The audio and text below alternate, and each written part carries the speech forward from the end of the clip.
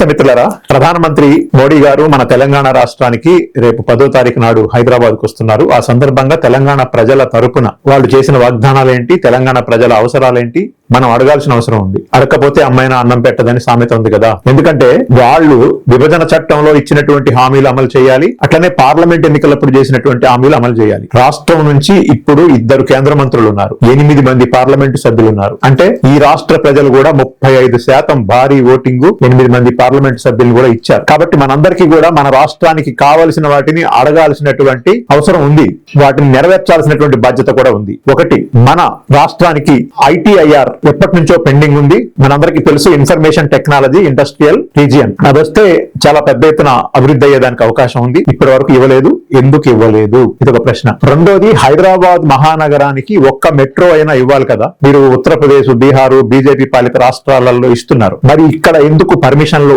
ఆపుతున్నారు? అదే విధంగా ఎందుకు నిధులు కేటాయించట్లేదు? ఇక్కడ నుంచి సంగారెడ్డి వరకన్నా ఒక మెట్రో ప్రాజెక్ట్ కి మీ కేంద్ర నిధులు ఇవ్వచ్చు, అదే విధంగా మేడ్చల్ వైపు ఇవ్వచ్చు, ఎందుకు ఇవ్వటం లేదు? డబ్బులన్నీ కూడా రాష్ట్రాలే భరించాల్సినటువంటి అవసరం ఉందా? GST నిధులు అంటే పన్నుల రూపంలో మీ దగ్గరకు వచ్చినటువంటి వాటిని తెలంగాణకు రావాల్సినటువంటి వాటా చాలా పెండింగ్ లో ఉందని చెప్పి రాష్ట్ర ప్రభుత్వం చెప్తా ఉంది. వాటిని ఎప్పుడు చెల్లిస్తారని అడుగుతా ఉన్నాం. అదే విధంగా రాష్ట్రాలు విడిపోయినప్పుడు ఆంధ్ర ప్రాంతానికి పోలవరం ప్రాజెక్టుకి జాతీయ హోదా ఇవ్వాలి అని ఉన్నప్పుడు తెలంగాణలో కూడా పాలమూరు రంగారెడ్డి ఎత్తిపోతల పథకానికి జాతీయ హోదా ఇవ్వాల్సినటువంటి అవసరం ఉంది. ఇస్తామని మీరు చెప్పారా లేదా? చెప్పి ఎందుకు 12 ఏళ్లు ఇవ్వటం లేదు? తెలంగాణ ప్రజలు చేసుకున్నటువంటి పాపం ఏంటి మీ దృష్టిలో? పోలవరానికి ఇచ్చినట్లుగానే పాలమూరు రంగారెడ్డికి కూడా జాతీయ హోదా ఇస్తే అది ఈ రాష్ట్రానికి చాలా పెద్ద ఎత్తున హెల్ప్ అవుతుంది, ఆర్థిక భారం తగ్గుతుంది, వ్యవసాయ రంగానికి మీరు ఎంతో మేలు చేసినటువంటి వారు అవుతారు, సాగునీటి ప్రాజెక్టులకి, సాగునీటి పారుదల రంగానికి మీరు చాలా మేలు చేసినటువంటి వాళ్ళు అవుతారు. ఎందుకు మీరు జాతీయ హోదా ఒక్క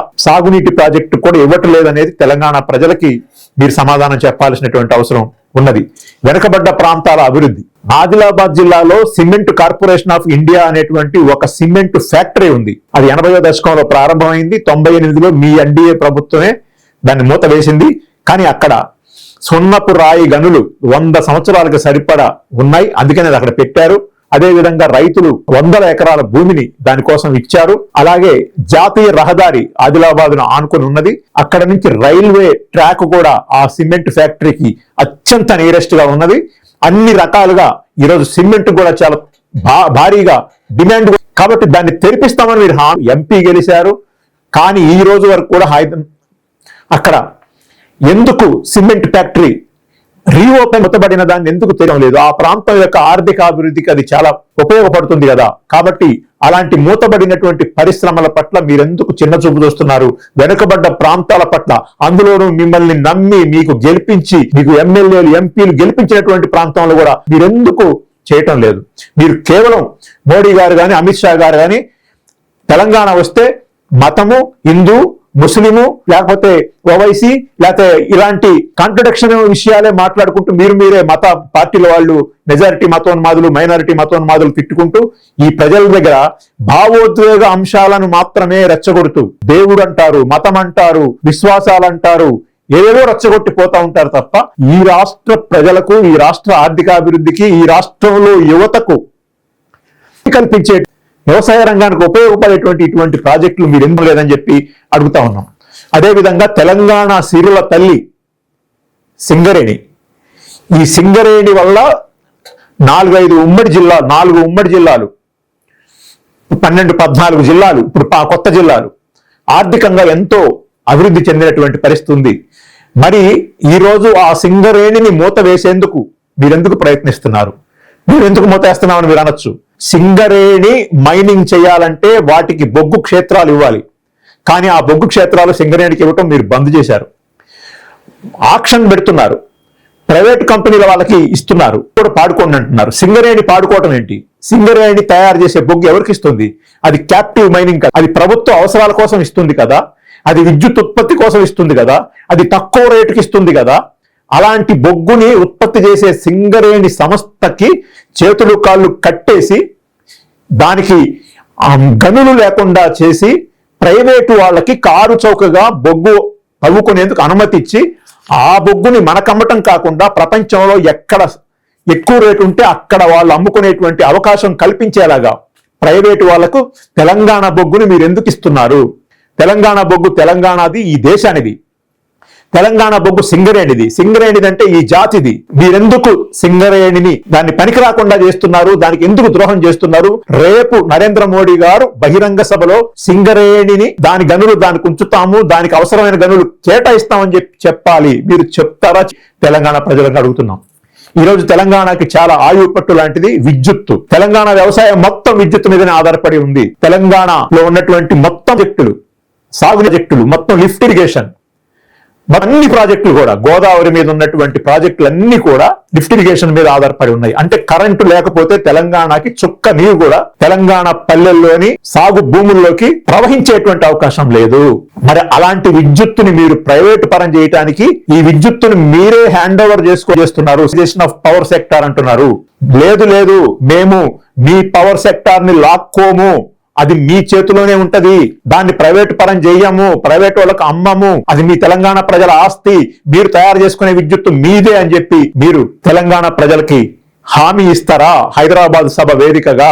లేకపోతే అక్కడ మత రాజకీయాలు, కులం కుళ్ళు, మతం కంపు కొట్టించి వెళ్ళిపోతారా? మాకు తెలంగాణకు కావాల్సింది విద్యుత్తు, మా తెలంగాణకు కావాల్సింది ఉపాధి, మా తెలంగాణకు కావాల్సిన సింగరేణి బొగ్గు గనులు, దాన్ని ఇంకా ఎక్కువగా విస్తరింపజేయటం, వీటన్నిటిని మీరు మాకు ఇస్తారా లేదా అనేటువంటి దాన్ని కూడా మీరు చెప్పాల్సినటువంటి అవసరం ఉన్నది. హైదరాబాద్ ని గ్లోబల్ సిటీగా డెవలప్ చేస్తాం, దాన్ని ఇంకా బ్రహ్మాండంగా చేస్తామని చెప్పారు. హైదరాబాద్ అభివృద్ధి కోసం, అక్కడ ఉపాధిని అభివృద్ధి చేయడం కోసం మీరు ఇచ్చింది ఏంటి? అదే విధంగా ఇక్కడ స్టీల్ ఫ్యాక్టరీ పెట్టడానికి అవకాశం ఉంది. ఇక్కడ ఐరన్ ఓర్ కూడా చాలా పుష్కలంగా ఉంది.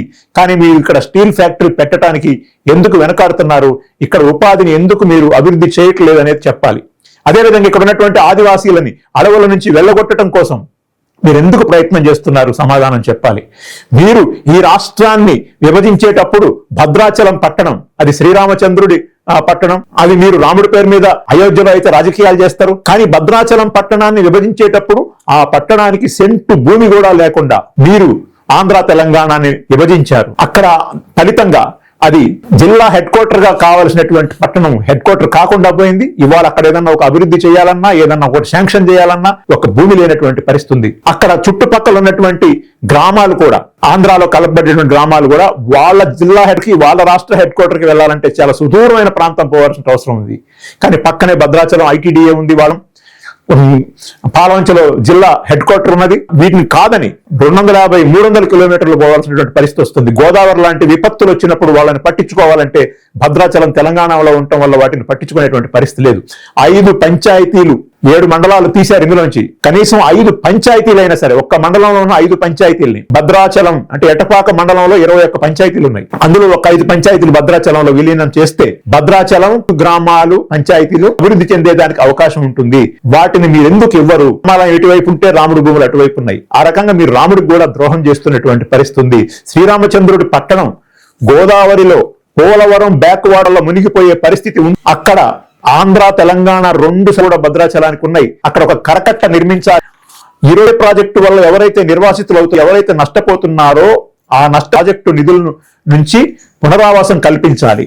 అదేవిధంగా కరకట్ట కట్టి అక్కడ ప్రజల్ని కాపాడాల్సినటువంటి అవసరం ఉంది. మీరెందుకు కట్టని బలోపేతం చేయడానికి కేటాయించట్లేదో ప్రజలకి హైదరాబాద్ సభ వేదికగా నరేంద్ర మోడీ గారు భద్రాచలాన్ని విభజించేటప్పుడు మేము తప్పు చేశాం, ఆ తప్పుని మేమే దిద్దుకుంటాం, మేమే సరి చేసుకుంటాం, పట్టణాన్ని కాపాడేదానికి అవసరమైనటువంటి అన్ని రకాల చర్యలు తీసుకుంటాం, నిధులు కేటాయిస్తాం, 5 పంచాయతీలు విలీనం చేస్తామని చెప్పి మీరెందుకు చెప్పరు?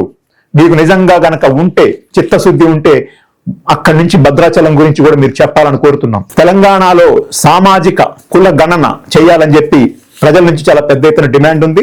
42% రిజర్వేషన్ మొన్న జరిగినటువంటి స్థానిక సంస్థల ఎన్నికల్లో వాళ్ళకి దక్కలేదు. ఏంటంటే తెలంగాణ ప్రభుత్వం చేసినటువంటి సామాజిక గణనని తెలంగాణ అసెంబ్లీ ఆమోదించింది.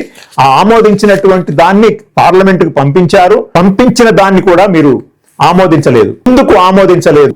మీరు సామాజిక గణన చేయరు, రాష్ట్ర ప్రభుత్వం సామాజిక గణన చేస్తే దాన్ని అంగీకరించరు. అలా కాకుండా మీరు ఇక్కడ ఉన్నటువంటి వెనుకబడిన తరగతుల వారి కోసం చేసినటువంటి సామాజిక గణనని మీరు అంగీకరించాలి. లేదా మీరే జనగణనలో అది కూడా ఉంటుంది, దాని ద్వారా లెక్కలు మీకు వస్తాయి సమగ్రంగా, దాని ద్వారా అభివృద్ధిని మీరు చేసుకోవచ్చు, ఆ రకమైన అవకాశం ఇస్తామని చెప్పి కూడా మీరు హైదరాబాద్ వేదికగా ప్రకటించాలని కోరుతున్నాం. ఇప్పటికే ఈ రాష్ట్రంలో ఉన్నటువంటి తీవ్రమైనటువంటి ద్రోహం చేశారు. ఆ చేసిన ద్రోహాన్ని సరి చేసుకోవాలి. తెలంగాణ రాష్ట్రంలో ఉన్నటువంటి అనేక పెండింగ్ లో ఉన్నటువంటి సమస్యల మీద అభివృద్ధి కార్యక్రమాల మీద మీరు మాట్లాడాలి. మత రాజకీయాలు చేసి పబ్బం గడుపుకొని రెచ్చగొట్టి ఆవేశాలు రెచ్చగొట్టి పబ్బం గడుపుకొని వెళ్ళిపోదామంటే కుదరదు. తెలంగాణ ప్రజలకి మీరు ఏం చేస్తారో చెప్పాలని చెప్పి హైదరాబాద్ వేదికగా మీరు చెప్పాలని చెప్పి తెలంగాణ ప్రజల తరపున మేము డిమాండ్ చేస్తున్నాం.